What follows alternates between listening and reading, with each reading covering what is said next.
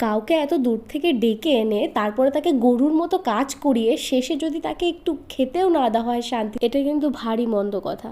So hey guys, আমি জয়িতা, কেমন আছো তোমরা সবাই? আবারও নতুন একটা ভিডিও নিয়ে আমি চলে এসেছি। আর যেখান থেকে আমাকে ইনভাইট করা হয়েছিল, সরি ইনভাইট না, আমি নিজে এসেছিলাম।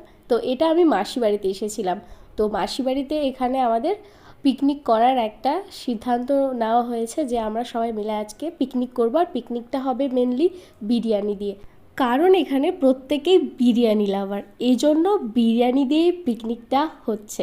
ইতিমধ্যে সন্ধেও ঘুরে গেছে আর আমরা সব কিছু ওপরে নিয়েও চলে এসেছি। সঙ্গে আমরা একটা ডিজে বক্সও নিয়ে এসেছিলাম, ছোট হোম থিয়েটার, কারণ খাওয়া দাওয়া হবে আর নাচ গান হবে না, এটা তো হয় না, এই জন্য। আর এখানে আমাদের রাঁধুনি হচ্ছে আমার এই বৌদি কাম দিদি। এর কারণটা পরে বলবো যে বৌদিকে কেন দিদি বললাম।